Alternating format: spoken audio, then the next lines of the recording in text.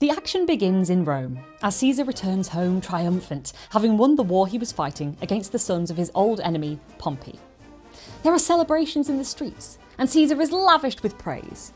Games are held in honour of his victory, including a race in which Mark Antony, Caesar's right-hand man, takes part.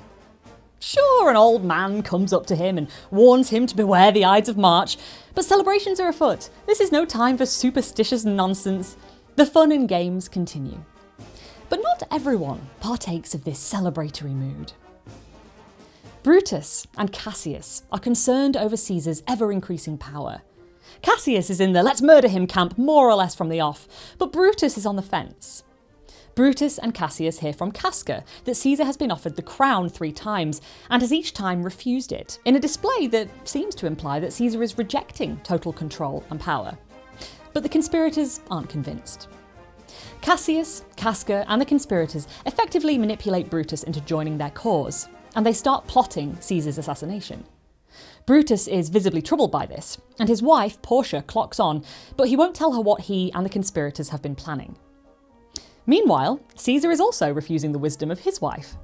Calpurnia tells him that she has had a bad dream that portends his death, and she urges him not to go to the Senate today on the Ides of March, which at first he agrees to. But then one of the conspirators turns up and effectively flatters him enough that he goes back on his word and makes for the Senate. There, he is stabbed to death by the conspirators, with Brutus delivering the fatal blow, at which Caesar utters his famous last line, "Et tu, Brute? Then fall, Caesar." Not long after, in comes Mark Antony and finds the conspirators covered in the blood of Caesar, and he seems to reconcile with them, shaking their hands. After they've all left the Senate, however, he swears vengeance upon them. Let slip the dogs of war. Catching wind of the drama, the plebeians, who were lately celebrating Caesar's return, are now demanding answers. They first hear from Brutus, who says he murdered Caesar to prevent him from becoming too powerful and too ambitious. Brutus then, to his detriment, hands the crowd over to Mark Antony, who delivers his famous funeral oration, during which the crowd go from supporting Brutus to vying for his blood. Mark Antony has truly riled up the people. A group of angry citizens murder Cinna the poet in the streets, despite his protestations that he is indeed Cinna the poet and not his namesake Cinna the conspirator who helped to kill Caesar. The group of citizens just don't care, and blood is spilled.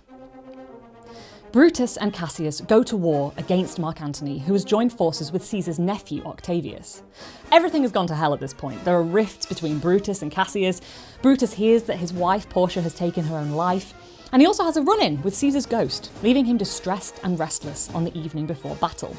As battle commences, it initially seems as though Brutus' side is winning the fight. But things take a mistaken turn, and Cassius is led to assume that they are losing. Believing all is lost, he asks his servant to kill him. When Brutus finds Cassius's body, he decides that taking his own life is the only honourable thing to do. So he does.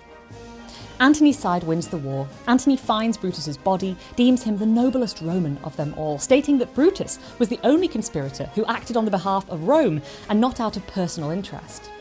A proper funeral will be arranged for Brutus, and Antony, along with Octavius, head off to celebrate their victory.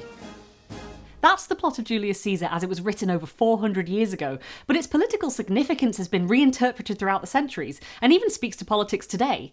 To understand the link between Shakespeare, politics, populism, and Donald Trump, watch this video next.